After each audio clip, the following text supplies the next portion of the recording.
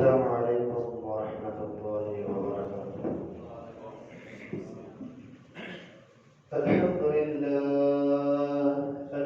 لله نحمده ونستعينه ونستغفره ونعوذ بالله من شرور أنفسنا ومن سيئات أعمالنا.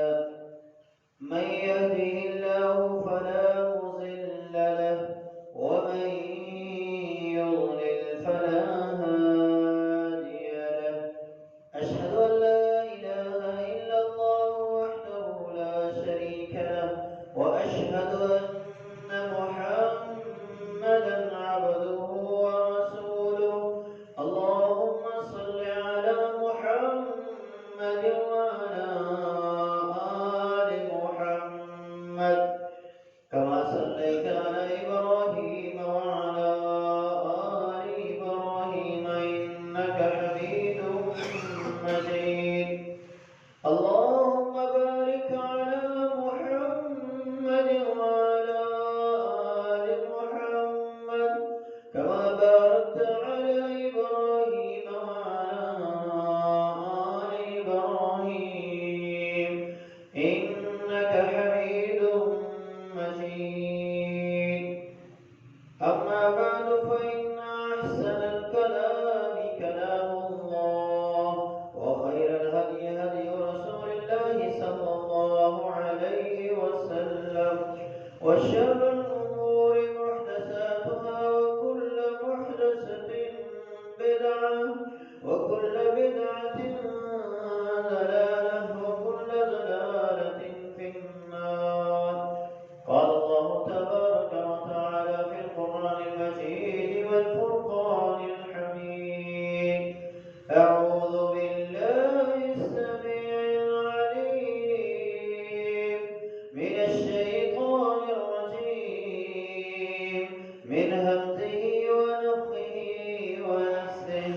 يا أيها الذين آمنوا اتقوا الله حق تقاته ولا تموتن إلا وأنتم مسلمون. يا أيها الناس اتقوا ربكم الذي خلقكم من نفس واحدة وخلق منها زوجها وبث منهما رجالا كثيرا ونساء واتقوا الله الذي تساءلون به والأرحام إن الله كان عليكم رقيبا. يا أيها الذين آمنوا اتقوا الله وقولوا قولا سديدا يصلح لكم أعمالكم ويغفر لكم ذنوبكم ومن يطع الله ورسوله فقد فاز فوزا عظيما. قال الله تبارك وتعالى في مقام آخر: وتلك الأيام نداولها بين الناس وليعلم الله الذين آمنوا ويتخذ منكم شهداء والله لا يحب الظالمين. تمام قسم کی تعریفات کبریائی و بڑھائی اللہ الہ العالمین رب العالمین کے لیے ہے۔ آج دن لاتعداد درود و سلام ہوں امام الانبیاء سید الانبیاء کونین کے تاجور احمد مجتبی حبیب کبریا جناب محمد رسول اللہ صلی اللہ علیہ وسلم کی ذات اقدس اطہر و اعلیٰ پر۔ برادران اسلام، اللہ تعالیٰ نے انسان کو بے شمار انعامات سے نوازا ہے۔ بے شمار اللہ تعالیٰ کی انسان پر نعمتیں ہیں، اس قدر اللہ تعالیٰ کی نعمتیں ہیں کہ اگر حساب کرنے والے ان کا حساب کرنے لگ جائیں، شمار کرنے والے ان کو شمار کرنے لگ جائیں، تو اللہ فرماتے ہیں وَإِن تَعُدُّوا نِعْمَةَ اللَّهِ لَا تُحْصُوهَا، اگر تم اللہ کی نعمتوں کو، میری نعمتوں کو شمار کرو گے تو تم ان کو شمار نہیں کر سکتے۔ اس قدر اللہ تعالیٰ کی نعمتیں ہیں۔ انسان اگر اپنے آپ کو دیکھتا ہے، اپنے وجود کو دیکھتا ہے، تو اس قدر اللہ تعالیٰ کی انسان کے اوپر نعمتیں ہیں کہ ساری زندگی بھی اگر سجدے میں پڑا رہے تو ان کا حق ادا نہیں کر سکتا۔ سر کے بالوں سے لے کر پاؤں کے ناخنوں تک ہر چیز اللہ تعالیٰ کی نعمت ہے۔ بالوں کو دیکھے، اگر بال نہیں ہیں، ان کو دیکھے جن کے بال نہیں ہیں، تو انسان کو پتہ چلے گا یہ کس قدر اللہ تعالیٰ کی نعمت ہے۔ وقت سے پہلے اگر یہ بال سفید ہو جائیں تو پھر اسے اس نعمت کا احساس ہوتا ہے کہ یہ کتنی بڑی نعمت ہے۔ تو انسان کے سر کے بالوں سے لے کر پاؤں کے ناخنوں تک ہر چیز اللہ تعالیٰ کی نعمت ہے۔ اسی طرح انسان جب معاشرے کو دیکھتا ہے، بے شمار اللہ تعالیٰ کی نعمتوں کو پاتا ہے۔ اللہ تعالیٰ کی ان نعمتوں میں ایک نعمت اللہ تعالیٰ کی موسم ہے، اور خوش قسمتی ہماری یہ ہے کہ اللہ تبارک و تعالی نے ہمیں قرۂ ارض کے اس حصے پر آباد فرمایا کہ جس میں اللہ رب العالمین نے 4 موسم پیدا فرمائے۔ موسم بہار بھی ہے، خزاں کا موسم بھی آتا ہے، گرمی بھی آتی ہے اور سردی بھی آتی ہے۔ یہ چاروں موسم اللہ تبارک و تعالیٰ نے ہمیں عطا فرمائے ہیں، اور ہم اللہ تعالیٰ کی اس عطا پر اللہ تعالیٰ کے شکر گزار ہیں۔ موسم کا تبدیل ہونا یہ اللہ تعالیٰ کے رب ہونے کی دلیل ہے۔ یہ موسم خود بخود تبدیل نہیں ہوتا، اس کو تبدیل کرنے والا اللہ رب العالمین ہے۔ گرمی کو سردی میں اور سردی کو گرمی میں لانے والا اللہ رب العالمین ہے۔ سورہ آل عمران کی آخری آیات ہیں، آخری رکوع ہے، رب العالمین نے ارشاد فرمایا ان فی خلق السماوات والارض واختلاف اللیل والنہار لآیات لأولی الالباب۔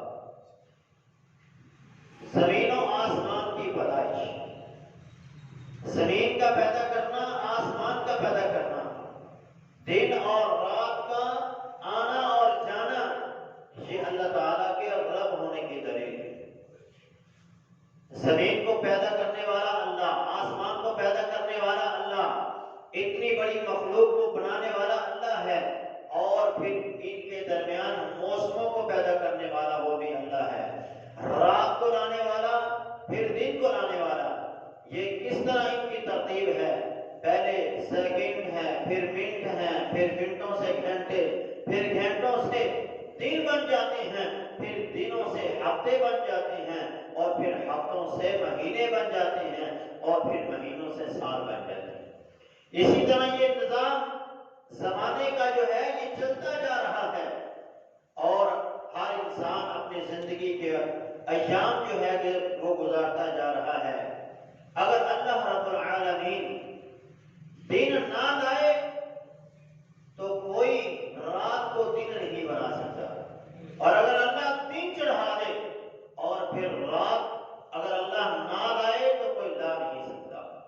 رب العالمین نے ارشاد فرمایا قل ارأیتم ان جعل اللہ علیکم اللیل سرمدا الی یوم القیامہ، اگر اللہ تمہارے لیے رات کو ہمیشہ کے لیے تمہارے اوپر کر دے تو کیا فَمَن يَأْتِيكُم بِضِيَاءٍ، کون ہے جو تمہارے پاس دن کی روشنی کو لے کر آئے؟ افلا تسمعون، تو اللہ کی آیات کو سن کر اللہ پر ایمان کیوں نہیں کرتے؟ تو یہ دن کا لانے والا اور رات کو لانے والا یہ اللہ رب العالمین ہے۔ یہ دن اور رات جیسے جیسے چلتے جاتے ہیں، کبھی دن بڑے تو کبھی راتیں بڑی، کبھی راتیں چھوٹی تو کبھی دن چھوٹے، یہ نظام اللہ رب العالمین چلاتا جا رہا ہے۔ کبھی سورج کو یہاں سے نکالتا ہے، پھر آگے سے نکالتا ہے، پھر اس سے آگے سے نکالتا ہے، اور یہ سورج کا جگہ بدلتے بدلتے ایک مقام سے دوسرے مقام پر آ جانا، اسی طرح غروب ہونے کے بھی اس کے کئی ایک مقام ہیں۔ رب العالمین نے اسی لیے قرآن میں کہیں کہا رب المشرق والمغرب، کہیں کہا رب المشرقین و رب المغربین، کہیں کہا رب المشارق والمغارب، کہ وہ ایک مشرق کا رب، ایک مغرب کا رب، دو مشرقوں کا رب، دو مغربوں کا رب، وہ بہت زیادہ مشرقوں کا رب ہے اور بہت زیادہ مغربوں کا رب ہے۔ کیا ہے؟ جب گرمی ہوتی ہے تو سورج یہاں سے طلوع ہوتا ہے، یہاں پہ آ کے غروب ہوتا ہے، سردی میں یہاں سے طلوع ہوتا ہے اور یہاں پہ غروب ہو جاتا ہے۔ یہ درمیان کا جتنا عرصہ ہے یہ موسموں کی تبدیلی ہے۔ جیسے جیسے وہ اب جگہ بدلتا جاتا ہے ویسے ویسے موسم تبدیل ہوتا جاتا ہے۔ تو یہ اللہ تعالیٰ کے رب ہونے کی دلیل ہے کہ اس نے ایک موسم سے دوسرے موسم میں اس کو تبدیل کیا، اور اللہ رب العالمین نے ہمیں جہاں گرمی کی نعمت سے نوازا وہاں اس نے ہمیں سردی کی نعمت سے بھی نوازا ہے۔ اللہ رب العالمین کی طرف سے موسم سرما کی آمد ہے اور ہر طرف اس کی تیاری کے اندر لوگ لگے ہوئے ہیں، کوئی کپڑوں کی خریداری کے اندر، کوئی جوتوں کی خریداری کے اندر، کوئی اس کے لیے خوراک کا انتظام کر رہا ہے۔ ہم لحاظ سے لوگ اس کے لیے تیاری کر رہے ہیں تاکہ ہم سخت سردی سے اپنے آپ کو بچا سکیں۔ اس حوالے سے دین اسلام ہمیں کیا تعلیم دیتا ہے کہ اس موسم میں ہمیں کیا کرنا ہے؟ اس موسم سے ہم نے اپنی آخرت کی تیاری کیسی کرنی ہے؟ ہم نے اپنے آپ کو اس دنیا میں رہ کر ان چھوٹے چھوٹے دنوں میں اور بڑی بڑی راتوں سے ہم نے کیا حاصل کرنا ہے؟ تو اس حوالے سے دین اسلام کی جو چند ایک باتیں ہیں وہ آپ کے سامنے انشاءاللہ رکھوں گا۔ اللہ رب العالمین سے دعا ہے کہ جو سنے اس پر اللہ ہمیں عمل کرنے کی توفیق عطا فرمائے۔ سردی کا موسم آتا کیسے ہے اور گرمی کا موسم کیسے آتا ہے؟ رسول اللہ صلی اللہ علیہ وسلم کی حدیث ہے، اس حدیث کو بیان کرنے والے سیدنا ابو ہریرہ رضی اللہ عنہ فرمایا اشتقت النار الی ربها، ایک مرتبہ جہنم نے اللہ سے شکایت کی۔ شکایت کیا تھی؟ فقالت اقل بعضی بعضا، اے اللہ میرا بعض حصہ بعض کو کھا رہا ہے۔ یہ بات اس نے کب کہی؟ نبی علیہ السلام فرماتے ہیں جب جہنم کو 3000 سال تک جلایا گیا، 3000 سال تک جلایا گیا، اس کے اندر پہلے سفیدی تھی، پھر سرخی آئی اور اس کے بعد وہ آگ جو ہے وہ سیاہ ہو گئی، اور اب جہنم کے اندر اندھیرا ہی اندھیرا ہے۔ جہنم نے اللہ سے عرض کی میرے اندر اتنی گرمی ہو گئی ہے، اتنی میرے اندر ہیٹ ہو گئی ہے کہ اب میں اس ہیٹ کو برداشت نہیں کر سکتی، میرا بعض حصہ بعض کو کھا رہا ہے۔ یہ طاقت کے اوپر ہے۔ جس طرح دنیا میں ہم دیکھتے ہیں کہ جو طاقتور ہے مال کے لحاظ سے، جو طاقتور ہے جسم کے لحاظ سے، جو طاقتور ہے رابطے اور تعلقات کے لحاظ سے، وہ دوسروں کو دباتا ہے۔ جس طرح وہ اپنے طاقت کے بلبوتے پہ دوسروں کا مال کھا جاتا ہے، اپنی طاقت کے بلبوتے پر، اپنے تعلقات کے بلبوتے پر وہ دوسروں کا مال کھا جاتا ہے، یہی جہنم کا سین ہے۔ تو یاد رکھیے یہ بھی جہنم ہے، جو دوسروں کا مال کھائے، جو دوسروں کے حق کھائے، جو دوسروں کی چیزوں کو ہڑپ کر جائے، یاد رکھ لے یہی وہی جہنم والا منظر ہے۔ گویا وہ اپنے پیٹ میں کچھ اور نہیں، وہ اپنے لیے کوئی اور چیز جمع نہیں کر رہا بلکہ جہنم کی آگ جمع کر رہا ہے۔ تو جہنم اللہ سے شکایت کرتی ہے میرے اندر اتنی گرمی ہو گئی کہ میرا بعض حصہ بعض کو کھا رہا ہے، مجھ پہ رحم کیا جائے۔ اللہ رب العالمین نے فرمایا، نبی علیہ السلام فرماتے ہیں فَآذِنَ لَهَا بِنَفْسَيْنِ، اللہ نے اس کو 2 سانس لینے کی اجازت دی۔ نفس فی الشتاء، ایک سانس سردی میں لیتی ہے، وَنَفْسٌ فِي الصَّيْفِ، اور ایک سانس گرمی میں لیتی ہے۔ ایک سانس جب لیتی ہے تو گرمی آتی ہے، اور ایک سانس جب لیتی ہے تو سردی آتی ہے۔ سردی بھی جہنم سے آتی ہے اور گرمی بھی جہنم سے آتی ہے۔ یاد رکھیے سخت سردی یہ بھی جہنم میں سے آتی ہے۔ جہنم میں ایک مقام ہے زمہریر، جہاں سے سردی آتی ہے جس کا ٹمپریچر مائنس ہے، اور دوسرے جہنم کا جو ٹمپریچر ہے وہ ہائی ہے۔ جہاں سخت گرمی ہے، اور ایک مقام ایسا ہے جسے زمہریر کہا جاتا ہے، اور وہ زمہریر مائنس ٹمپریچر ہے، جہاں بہت زیادہ سردی ہوگی، اس قدر زیادہ سردی ہوگی کہ جو چیز وہاں جائے گی وہ جم جائے گی، اس قدر وہ سخت مقام ہے۔ اللہ ہمیں زمہریر سے بھی بچائے، اللہ ہمیں جہنم سے بھی بچائے، آمین۔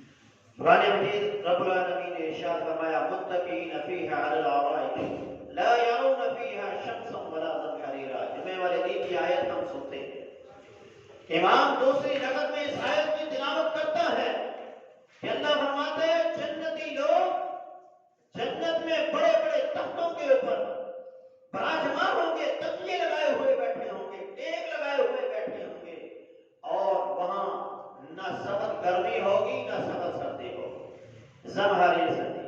تو یہ جہنم، مفسرین اس کی آیت کی تفسیر میں لکھتے ہیں کہ زمہریر جہنم کے ایک مقام کا نام ہے جہاں سخت سردی ہوتی ہے۔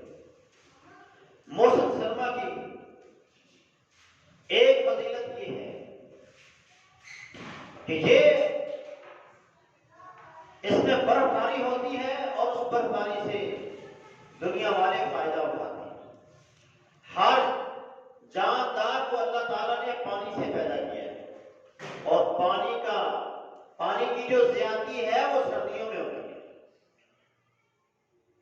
ہم دیکھتے ہیں کہ جب سردی آتی ہے تو برف باری ہوتی ہے، پہاڑوں پہ برف باری، اور اس کا ذکر ہم اپنی نماز میں بھی کرتے ہیں کہ جب ہم اللہم باعد بینی و بین خطایایا سنا، سبحانک اللہ کچھ بھائی پڑھتے ہیں، کچھ یہ دعا پڑھتے ہیں، تو اس دعا کے آخر میں یہ الفاظ ہیں اللہم اغسل خطایایا بالماء والثلج والبرد، اللہ میرے گناہوں کو برف سے دھو دے، اولوں سے دھو دے، پانی کے ساتھ۔ تو گویا برف دھونے کے کام آتی ہے، گویا برف جو ہے یہ انسان کے لیے فائدہ مند چیز ہے۔ تو یہ سردیوں میں بہت زیادہ ہوتی ہے، سردیوں میں یہ 3 ماہ یا 4 ماہ یہ برف باری ہوتی رہتی ہے، اور پہاڑوں پر تہیں جمتی رہتی ہیں، اور جب پھر گرمی آتی ہے تو وہ برف پگھلنا شروع ہوتی ہے۔ جیسے ہی وہ برف پگھلتی ہے پھر ندی نالوں میں وہ پانی آتا ہے، دریاؤں میں وہ پانی آتا ہے، نہروں میں وہ پانی آتا ہے، اور پھر وہ پانی ہمارے ڈیموں میں آتا ہے۔ ہمارے ڈیم جو ہیں ان میں وہ پانی آتا ہے، وہاں سے پھر بجلی بنتی ہے۔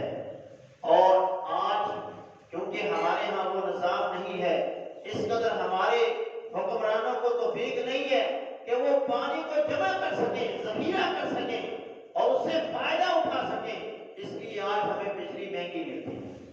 اگر اس برف پگھلتی ہوئی برف سے فائدہ اٹھایا جاتا اور اس پانی کو ذخیرہ کیا جاتا تو آج ہمارے ڈیم فل ہوتے، ڈیم جو تھے وہ فل ہوتے، اور بجلی جو تھی وہ ہمیں 2-4 روپے یونٹ پڑتی، اور انتہائی سستی بجلی ہمیں ملتی، ہماری صنعت بھی ترقی کرتی۔ تو اللہ نے کہا وَجَعَلْنَا مِنَ الْمَاءِ كُلَّ شَيْءٍ حَيٍّ، ہر زندہ چیز کو ہم نے پانی سے پیدا کیا ہے، زیرو چیز کو پانی سے پیدا کیا ہے، اور اس کی خوراک بھی پانی ہے۔ اگر پانی نہ ہو، یہ برف نہ پگھلے، اور یہ دریاؤں میں نہروں میں پانی نہ آئے تو ہماری فصلیں خشک ہو جائیں گی، ہماری فصلیں خشک ہو جائیں گی، ہم بجلی جیسی نعمت سے محروم ہو جائیں گے۔ اور یہ کس قدر اللہ تعالیٰ تعالیٰ کی نعمت ہے کہ ہر ذی روح چیز کے لیے اللہ تعالیٰ نے اس کو ضرورت بنایا ہے، اور ہر ذی روح چیز کو پانی سے اللہ تعالیٰ نے پیدا فرمایا ہے۔ تو یہ سردی کا موسم جس میں برف باری ہوتی ہے، اور برف باری سے پھر ہماری تمام ضروریات زندگی کی جو چیزیں ہیں ان کو ہم حاصل کرتے ہیں۔ دوسری جو فضیلت ہے سردی کی وہ یہ ہے کہ یہ اہل ایمان کے لیے نیکیوں کا سیزن ہے، بہار کا موسم ہے۔ کیسے؟ نبی علیہ السلام نے فرمایا، اس حدیث کو بیان کرنے والے سیدنا ابو سعید خدری ہیں، قال فرمایا رسول اللہ صلی اللہ علیہ وسلم نے الشتاء ربیع المؤمن، سردی جو ہے یہ مومن کے لیے بہار ہے، قصر نہارہ فقام، اس کے دن چھوٹے ہوتے ہیں، یہ روزہ رکھتا ہے، وطال لیلہ فقام، اور اس کی راتیں لمبی ہوتی ہیں، اور ان لمبی راتوں میں یہ قیام کرتے ہیں۔ سیدنا عمر فاروق رضی اللہ عنہ فرماتے ہیں الشتاء غنیمۃ العابدین، یہ سردی کا موسم جو ہے یہ عابدین عبادت کرنے والوں کے لیے بہت بڑی غنیمت ہے، بہت بڑی غنیمت ہے۔ سیدنا عبید بن عمیر رحمۃ اللہ علیہ فرماتے ہیں کان یقول اذا جاء الشتاء، جب موسم سرد آتا تو یہ کہا کرتے تھے یا اہل القرآن طال اللیل، اے قرآن والو، اے قرآن کے حافظو، اے قرآن کے قاریو، تمہاری راتیں لمبی ہو گئی ہیں، لصلاتکم، تمہاری نماز پڑھنے کے لیے، تمہاری تہجد کے لیے، تم سو بھی سکتے ہو اور اٹھ کے اللہ کے سامنے کھڑے بھی ہو سکتے ہو، وقصر النہار لصیامکم، اور تمہارے دن بہت چھوٹے ہو گئے، اور ان چھوٹے دنوں میں روزے رکھو، فاغتنموا، اس وقت کو، اس سردی کے موسم کو اپنے لیے غنیمت سمجھو۔ ظاہر ہے کہ گرمی کا روزہ رکھنا بہت مشکل ہوتا ہے، لمبا روزہ ہوتا ہے، 16 گھنٹے کا روزہ ہوتا ہے، اور ایک طرف 12 گھنٹے کا روزہ ہو تو ہمارے لیے کوئی مشکل نہیں ہے، ہم اس کو اچھے طریقے سے رکھ سکتے ہیں۔ رات لمبی ہوتی ہے، ہم سو کر اٹھ بھی سکتے ہیں، جلدی سو کر ہم جلدی اٹھ کر اللہ کے سامنے کھڑے بھی ہو سکتے ہیں، اور یہ اللہ تعالیٰ کے اہل ایمان اللہ والوں کی اللہ تعالیٰ نے قرآن مجید میں علامات اور نشانیاں بتائی ہیں۔ وَقَالُوا قَلِيلًا مِنَ اللَّيْلِ مَا يَهْجَعُونَ، یہ اللہ کے بندے وہ ہیں جو راتوں کو تھوڑی تھوڑی دیر سوتے ہیں، زیادہ نہیں سوتے، یہ راتوں کو تھوڑی دیر سوتے ہیں، وَبِالْأَسْحَارِ هُمْ يَسْتَغْفِرُونَ، اور جب سحری کا وقت ہوتا ہے تو یہ اللہ کے سامنے کھڑے ہو جاتے ہیں، اللہ رب العالمین سے بخشش مانگتے ہیں۔ سورہ سجدہ میں رب العالمین نے فرمایا وَالَّذِينَ يَبِيتُونَ لِرَبِّهِمْ سُجَّدًا وَقِيَامًا، اے میرے محبوب آپ میرے بندوں کو دیکھیں گے کہ وہ راتوں کو بستروں پہ نہیں، ان کے بستروں، ان کے پہلو ان کے بستروں سے جدا ہوتے ہیں، وہ رب کے سامنے کھڑے ہوتے قیام کی حالت میں پائے جاتے ہیں، رکوع کی حالت میں پائے جاتے ہیں، اور سجدے کی حالت میں پائے جاتے ہیں۔ تو یہ اللہ رب العالمین سردی کا موسم اہل ایمان کے لیے نیکیوں کو زیادہ سے زیادہ جمع کرنے کے لیے رب العالمین نے عطا فرمایا ہے، تاکہ میرے بندے سکون کی نیند سو بھی سکیں، میرے سامنے کھڑے ہو کے میری عبادت بھی کر سکیں، اور دن کے وقت روزہ رکھ کے مجھے خوش بھی کر سکیں۔ تو موسم سرما کے چند ایک مسائل ہیں، احکام ہیں جن کو سمجھنا ضروری ہے، ان میں کچھ ایسے عمل ہیں جن کی بڑی فضیلت احادیث مبارکہ میں بیان ہوئی ہے۔ سردی کا موسم ہے، آپ کے پاس گرم پانی نہیں ہے، ٹھنڈا پانی ہے، اور آپ صبح فجر کے وقت اٹھتے ہیں، اب آپ اسی ٹھنڈے پانی سے وضو کرتے ہیں، کس قدر فضیلت والا یہ عمل ہے۔ رسول اللہ صلی اللہ علیہ وسلم نے فرمایا الا ادلکم علی ما یمحو اللہ بہ خطایاکم، کیا میں تمہیں ایسے عمل کی طرف رہنمائی نہ کروں جو تمہارے گناہوں کو مٹا دے، وَيَرْفَعُ بِهِ الدَّرَجَاتِ، اور اس کے ذریعے اللہ تمہارے درجات کو بلند کر دے، تمہارے گناہ مٹا دے اور تمہارے درجات کو اللہ بلند کر دے۔ قالوا بلا یا رسول اللہ، تو صحابہ نے کہا اللہ کے رسول بتلائیے وہ کون سے عمل ہیں کہ جن کو اختیار کرنے سے ہمارے گناہ ختم ہو جائیں گے اور ہمارے درجات بلند ہو جائیں گے۔ رسول اللہ صلی اللہ علیہ وسلم نے فرمایا اسباغ الوضوء علی الاقارب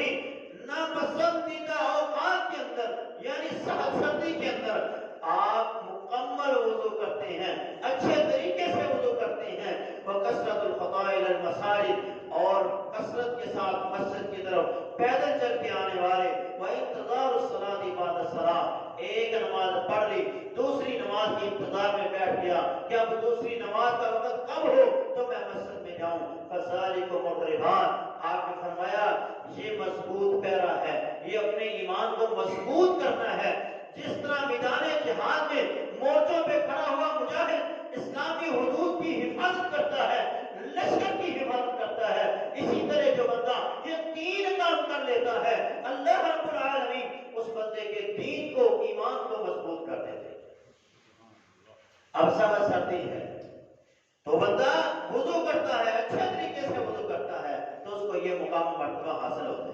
اس حدیث میں ایک اور بات سمجھنے والی ہے، وہ یہ ہے کہ اللہ کے رسول نے صحابہ سے کہا میں تمہاری رہنمائی ایسے عمل کی طرف نہ کروں، ایسے کام کی طرف نہ کروں کہ جس سے تمہیں یہ فائدہ ملے گا، تو صحابہ نے کہا ضرور اللہ کے رسول بتلائیے۔ یہ صحابہ کی سوچ ہے، ہمیں بھی اپنی سوچ بدلنی ہو۔ ہم جب بھی کسی عالم کے پاس بیٹھتے ہیں، کسی عامل کے پاس بیٹھتے ہیں، کسی دیندار کے پاس بیٹھتے ہیں، سوائے دنیا کے ہم نے کبھی اس سے کچھ نہیں مانگا۔ ہم اسے یہی کہتے ہیں کوئی ایسا وظیفہ بتلا دے جس سے میرا رزق، میرا کاروبار بڑھ جائے اور ہر قسم کی پریشانی سے محفوظ رہے۔ اس طرح کے سوالات دنیا کا مال و متاع سے، صحابہ کی سوچ یہ نہیں تھی۔ انہیں جب ایسی کوئی آفت کی جاتی، انہیں جب کہا جاتا کہ تم مانگو، جو مانگو گے دیا جائے گا، تو وہ اپنی آخرت کا سوال کرتے تھے۔ ہمیں بھی ایسی سوچ بنانی ہے کہ ہم دنیا کا مال و متاع نہیں بلکہ آخرت رب سے مانگے۔ دنیا کی یہ 4 دن کی زندگی ہے، اچھے یا برے طریقے سے کٹ جائے گی، اس کا یہ مطلب ہی نہیں ہے کہ اللہ سے عافیت نہیں مانگی۔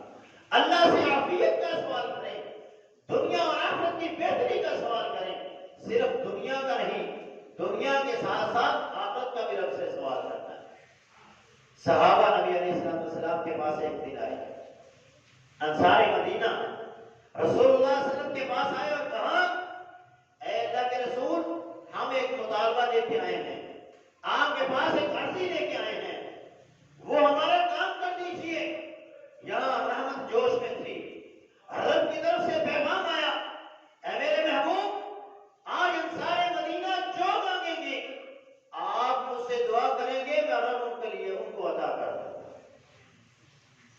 جب نبی علیہ السلام کی طرف سے یہ بشارت انہیں ملی تو وہ مطالبہ تو لے کے آئے تھے دنیا کا کہ ہمارے پاس نہر کا نظام نہیں ہے، مدینے میں ایک نہر کی کھدائی ہو جائے جس سے ہم فائدہ اٹھائیں، زراعت کریں گے، یہ مطالبہ لے کے آئے۔ جب آفر سنی تو کہا ہمیں مشورہ کر لینے دیجیے۔ رسول اللہ صلی اللہ علیہ وسلم نے فرمایا ٹھیک ہے۔ مشورہ کیا، مشورہ کرنے کے بعد اللہ کے رسول کے پاس آئے کہ اللہ کے رسول، آئے تو کسی اور نظر سے تھے، نظریہ کچھ اور تھا، لیکن آج ہم آپ سے مانگتے ہیں آپ ہمارے لیے بخشش کی دعا کر دیں کہ اللہ ہمیں معاف فرما۔ رسول اللہ صلی اللہ علیہ وسلم نے اپنے ہاتھوں کو اٹھایا، فرمایا اللہم اغفر الانصار، اے اللہ انصاریوں کو معاف کر دے۔ پھر آپ نے کہا وابن الانصار، انصاریوں کے بیٹوں کو معاف کر دے، وابن الانصار، انصاریوں کے بیٹوں کو یعنی پوتوں کو، پوتیوں کو معاف کر دے۔ پھر ایک نے کہا اللہ کے رسول ہماری عورتوں کے لیے بھی دعا کر دے۔ یہی دعا آپ نے ان کے لیے بھی دی، انصار کی عورتوں کو معاف کر دے، ان کی بیٹیوں کو معاف کر دے، ان کی پوتیوں کو معاف کر دے، ان کی نواسیوں کو معاف کر دے۔ پھر ایک نے کہا اللہ کے رسول ہمارے غلاموں کے لیے بھی دعا کر دیں، تو آپ اللہ کے رسول نے فرمایا اللہ ان کے غلاموں کو بھی معاف فرما۔ تو اللہ سے جب بھی مانگے آخرت کی بہتری کا سوال کریں، ربنا آتنا فی الدنیا حسنۃ وفی الآخرۃ حسنۃ وقنا عذاب النار۔ دنیا آخرت دونوں کی خیر مانگے، صرف دنیا کے مال و متاع کے ہمیشہ وظیفے نہ پوچھا کریں۔ جب بھی پوچھیں دنیا اور آخرت کی بہتری کا رب سے سوال کریں۔ یہ صحابہ کی سوچ ہے، یہی سوچ ہمیں بنانی ہے۔ ہمیں اپنی سوچ کو بدلنا ہوگا۔ سخت سردی میں جب ایک بندہ صبح اٹھ کے ٹھنڈے پانی سے وضو کرتا ہے، اللہ اس کے کس قدر درجات کو بلند کرتا ہے۔ رسول اللہ صلی اللہ علیہ وسلم کی حدیث ہے، فرمایا آتان اللیلۃ، میرے پاس آج رات کو میرا رب بہترین شکل و صورت کے اندر آیا اور اس نے مجھ سے کہا، یعنی خواب بیان فرما رہے ہیں رسول اللہ نے کہا، یا محمد هل تدری فیما تختصم الفرع الاعلی، اے میرے محبوب کیا آپ کو پتا ہے یہ جو فرشتے ہیں، اعلیٰ فرشتے جو ہیں، یہ کرام کاتبین جو ہیں، یہ جو یہاں لوح محفوظ میں لکھتے جا رہے ہیں کتاب کے اندر، کیا آپ جانتے ہیں یہ کس بارے میں بحث کر رہے ہیں؟ رسول اللہ صلی اللہ علیہ وسلم نے فرمایا، اے اللہ میں نہیں جانتا، مجھے اس کا علم نہیں ہے۔ فرمایا پھر میرے رب نے میری پشت پر اپنے ہاتھ مبارک کو رکھا اور پھر میرے لیے زمین و آسمان کی ایک ایک چیز روشن ہو گئی۔ پھر اللہ نے مجھ سے پوچھا، آپ بتاؤ کہ یہ فرشتے کس معاملے میں جھگڑ رہے ہیں؟ کہا اے اللہ یہ اس معاملے کے اوپر بحث کر رہے ہیں کہ وہ کون سے عمل ہیں جن سے بندے کے گناہ معاف ہوتے ہیں، وہ کون سے ایسے عمل ہیں جن سے بندے کے درجات کو بلند کیا جاتا ہے۔ تو رسول اللہ صلی اللہ علیہ وسلم سے پھر رب نے کہا کہ وہ کون سے عمل ہیں جن کے بارے میں یہ بتلا رہے ہیں؟ فرمایا اے اللہ یہ فرشتے کہہ رہے ہیں، المکث فی المساجد، مسجد میں ٹھہرنا، بعد صلاۃ، نماز کے بعد، نماز پڑھنے کے بعد مسجد میں بندہ بیٹھ گیا، فرمایا اس بندے کے گناہ بھی معاف ہوتے ہیں اور اس کے درجات بھی بلند ہوتے ہیں۔ دوسرا والمشی الی الجماعات، اور وہ نماز پڑھنے کے لیے پیدل چل کے مسجد میں آتا ہے، فرمایا اس کے ذریعے سے اللہ اس بندے کے گناہوں کو بھی معاف کرتے ہیں اور اس کے درجات کو بھی بلند کرتے ہیں۔ وَإِسْبَاغُ الْوُضُوءِ عَلَى الْمَقَارِهِ، اور ناپسندیدہ وقت کے اندر، سخت سردی کے اندر وہ وضو کر کے مکمل وضو کرتا ہے اور نماز پڑھتا ہے۔ فرمایا اللہ کے رسول صلی اللہ علیہ وسلم نے فرمایا من فعل ذلك عاش بخیر مات بخیر وکان من خطیئته کیوم ولدته امه، یہ بندہ زندہ رہے گا تو ہدایت پہ زندہ رہے گا۔ کتنی بڑی بشارت ہے کہ جو بندہ وضو کرتا ہے ناپسندیدہ اوقات کے اندر، اللہ کے رسول نے فرمایا جب تک زندہ رہے گا ہدایت کے اوپر زندہ رہے گا، اسے موت آئے گی تو ہدایت کے اوپر موت آئے گی۔ وَقَانَ مِنْ خَطِيَّتِهِ، اور وہ جب موت آئے گی تو کیفیت کیا ہوگی؟ کَيَوْمٍ وَلَدَتْهُ أُمُّهُ، گویا اس کی ماں نے اسے آج ہی جنم دیا تھا، اس کے نامہ اعمال میں کوئی گناہ نہیں ہوگا۔ کیسے؟ جب وضو کرتا ہے، ہاتھ دھوتا ہے تو ہاتھوں کے گناہ معاف، کلی کرتا ہے تو منہ کے گناہ معاف، ناک میں پانی چڑھاتا ہے تو ناک کے گناہ معاف، چہرے کو دھوتا ہے تو چہرے کے گناہوں کو معاف کر دیا جاتا ہے، بازو دھوتا ہے تو بازو کے گناہ معاف کر دیے جاتے ہیں، سر کا مسح کرتا ہے، کانوں کا مسح کرتا ہے، سر اور کانوں کے گناہوں کو معاف کر دیا جاتا ہے، پاؤں دھوتا ہے تو پاؤں کے گناہوں کو بھی رب العالمین معاف فرما دیتے ہیں۔ تو یہ سخت سردی کے اندر جو بندہ وضو کرتا ہے یہ اس کے لیے بہت بڑی بشارت ہے، اللہ رب العالمین اس کے گناہوں کو معاف کر دیتے ہیں اور اس کے درجات کو رب العالمین بلند کر دیتے ہیں۔ سخت سردی ہے، آپ کا اگر 3 بار آزاد ہونے کو دل نہیں کر رہا، آپ 2 بار بھی دھو سکتے ہیں، 1 بار بھی دھو سکتے ہیں، لیکن یہ بات ذہن نشین ہے کہ جب آپ وضو کریں گے تو جو اعضاء آپ نے 1 بار بھی دھونا ہے اس کو اچھے طریقے سے مل کے دھونا ہے، اس کے اندر کسی قسم کی کوئی خشک جگہ باقی نہیں رہنی چاہیے۔ اگر خشک جگہ ہے تو اس کی بھی وعید حدیث میں بیان کی گئی ہے۔ آپ نے ایک جنگ کے موقع پر صحابہ کو دیکھا کہ ان کی ایڑیاں پیچھے سے خشک ہیں، آپ نے فرمایا ویل للعقاب، ان ایڑیوں کے لیے ہلاکت ہے جو ایڑیاں وضو کرتے ہوئے خشک رہ جاتی ہیں۔ اس لیے ایڑیوں کا اور کوہنیوں کا اور چہرے کو دھوتے ہوئے اچھی طریقے سے ان کو مل کے دھوئیں، چاہے آپ 1 بار دھوئیں، چاہے آپ 2 بار دھوئیں، چاہے آپ 3 بار دھوئیں۔ وضو کے بعد تولیے کا استعمال کرنا، کپڑے کا استعمال کرنا، یہ درست ہے۔ سلسلہ حدیث صحیحہ کی حدیث ہے، کان علی رسول اللہ صلی اللہ علیہ وسلم خرقۃ وضو کے بعد اللہ کے رسول صلی اللہ علیہ وسلم تولیہ استعمال کیا کرتے تھے. یہ رسول اللہ صلی اللہ علیہ وسلم کا عمل ہے. اگر کوئی بندہ نہیں کرنا چاہتا تو کوئی بات نہیں، لیکن اگر کوئی کرتا ہے تو اس کے اندر کوئی بات نہیں. ہاں، غسل کے بعد نبی علیہ السلام کے پاس تولیہ لایا گیا اور آپ نے استعمال کرنا پسند نہیں کیا.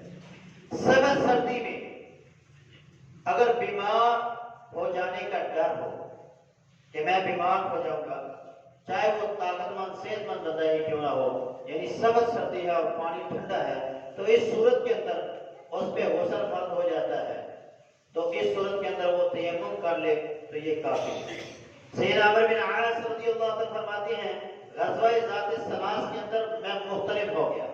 ایک رات مجھے احتلام ہوا اور میں نے صبح تیمم کیا اور لوگوں کو فجر کی نماز پڑھائی. فرمایا پھر رسول اللہ صلی اللہ علیہ وسلم کو میں نے اپنا مسئلہ بتایا کہ میرے ساتھ یہ معاملہ ہوا. تو آپ نے کہا تم نے تو لوگوں کو جنابت کی حالت میں ہی نماز پڑھا دی. تو انہوں نے آگے سے کہا مجھے ڈر تھا کہ کہیں میں مر نہ جاؤں، اس وجہ سے میں نے یہ عمل کیا ہے، اس حادثے کی وجہ سے. اور میں نے کہتے ہیں یہ آیت تلاوت کی وَلَا تَقْتُلُوا أَنفُسَكُمْ إِنَّ اللَّهَ كَانَ بِكُمْ رَحِيمًا. تم اپنے آپ کو اپنے ہاتھوں سے مت قتل کرو، بے شک اللہ تمہارے ساتھ رحم کرنے والا ہے. فضحك النبی صلی اللہ علیہ وسلم. فرمایا اللہ کے رسول مسکرا دیے. یعنی اللہ کے رسول صلی اللہ علیہ وسلم نے ان کے عمل کو اچھا جانا، آپ خوش ہو گئے. آپ کی ذہانت اور آپ کی فطانت جو ہے یہ واقعی ہی قابل تعریف ہے کہ آپ نے قرآن کی آیت سے یہ استدلال کرتے ہوئے عمل کیا. تو اگر ایسی کوئی صورت بن جاتی ہے اور پانی بہت زیادہ ٹھنڈا ہے تو پھر آپ تیمم کر کے نماز کو ادا کریں. اسی طرح ٹوپیاں پہنی جاتی ہیں، جیسے جیسے سردی بڑھے گی لوگ ٹوپیاں پہنتے ہیں، کوئی پگڑی پہنتے ہیں اور کوئی اپنے سر پہ رومال رکھتا ہے، کوئی پگڑی باندھتا ہے. اسی طرح جرابیں پہنی جاتی ہیں، موزے پہنے جاتے ہیں اور جاگر وغیرہ پہنے جاتے ہیں، بوٹ وغیرہ پہنے جاتے ہیں.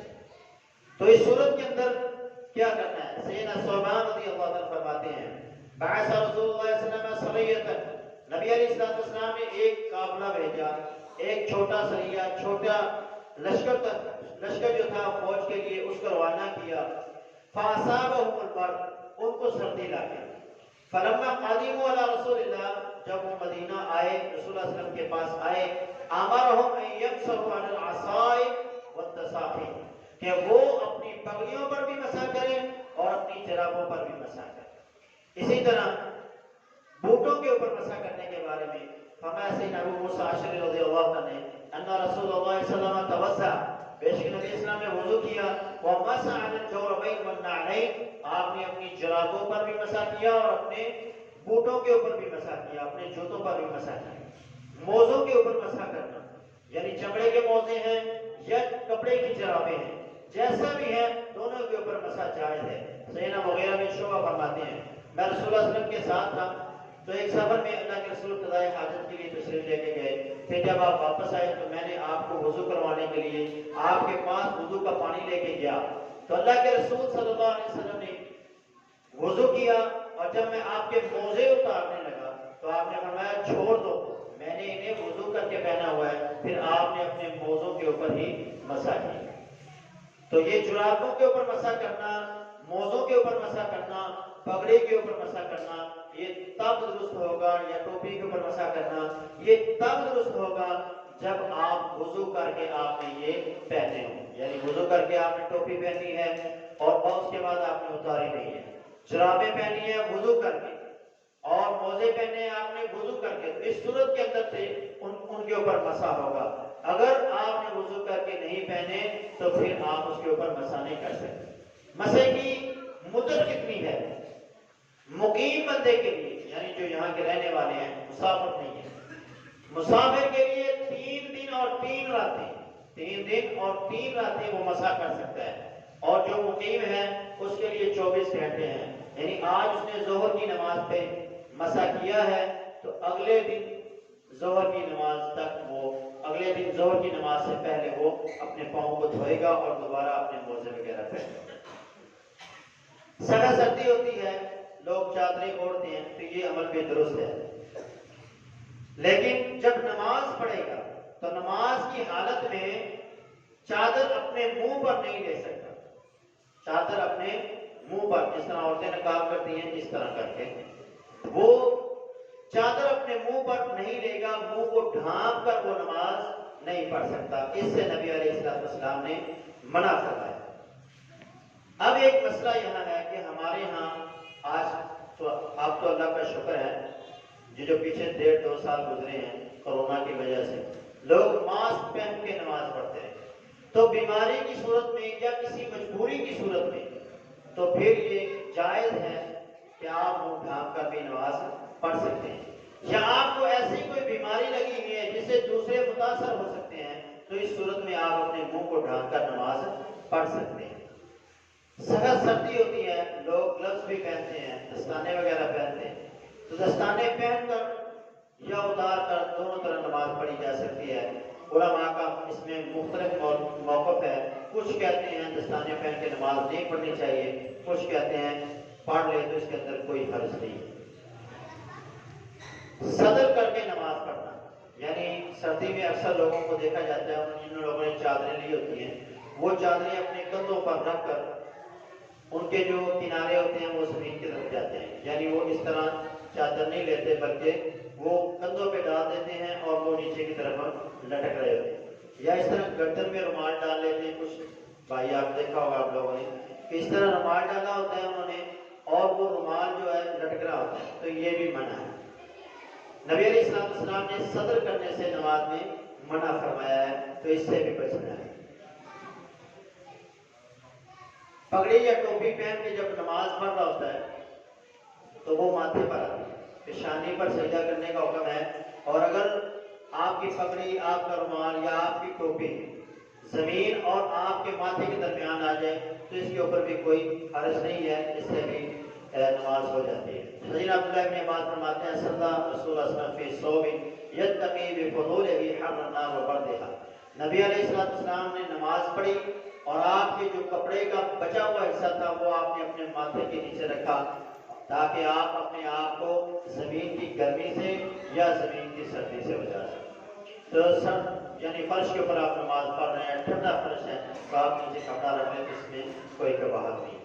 سردی، سخت سردی ہو، دھند شدید ہو، موسم بہت زیادہ خراب ہو تو آپ 2 نمازوں کو جمع بھی کر سکتے ہیں. اور وہ کون سی 2 نمازیں ہوں گی؟ ظہر اور عصر، مغرب اور عشاء.